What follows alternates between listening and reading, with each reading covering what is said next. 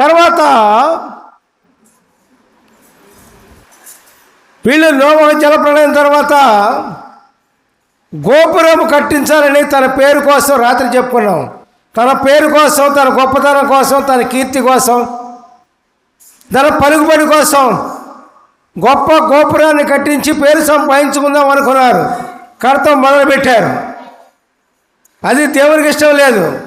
ప్రతి మనిషి కూడా దేవునికి ఇష్టం లేని పని చేయకూడదు. దేవునికి ఇష్టం లేని పని చేసినప్పుడు పిల్లారా మరి దేవునికి కోపం వచ్చి మన జీవితం ఎట్లా మారుతుందో మనకు తెలియదు.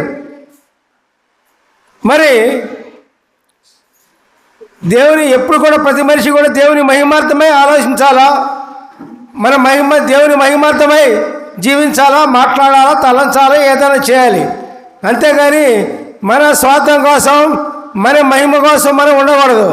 అటువంటి సందర్భంలో దేవుడు ఇక్కడ ఏమన్నారంటే చూద్దాం. ఆదికాండం 11వ అధ్యాయం 7వ వచనం. ఆదికాండం 11వ అధ్యాయం 7వ వచనం. గనుక మనము దిగిపోయి వారిలో ఒకరి మాట ఒకరికి తెలియకుండా అక్కడ వారి భాషను తారుమారు చేయుదము రండని అనుకొనెను. హల్లెలూయా, ప్రైజ్ ది లార్డ్. ఇక్కడ వాడింది ఏంటి? ఇక్కడ మనము దిగిపోయి, అర్థం చేసుకోండి. ఇక్కడ ఏమన్నారు? మనము దిగిపోయి. మనం అంటే ఎవరు అక్కడ? మనం అంటే ఎవరు అక్కడ? మనం అంటే ఎవరు ఇక్కడ? తండ్రి, కుమార, పరిశుద్ధాత్మ దేవుడు. మనము అంటే దేవుడు చెప్పారు కదా ఇక్కడ కూడా క్లియర్గా.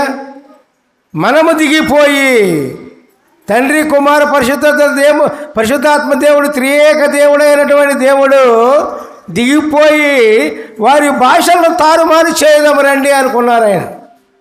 ఎందుకని? దేవునికి విరుద్ధంగా చేసిన పని ఏది కూడా నిలవదు ప్రియులారా. భూలోకంలో దేవుని చిత్తానుసారంగా చేయకుండా ఇంకా ఏదో మన సొంత ఆలోచనలతో, సొంత తలంపులతో మనం ఏదన్నా కార్యములు చేసినట్లయితే అది భూమి మీద నిలవదు ప్రియులారా. దేవునికి స్తోత్రం.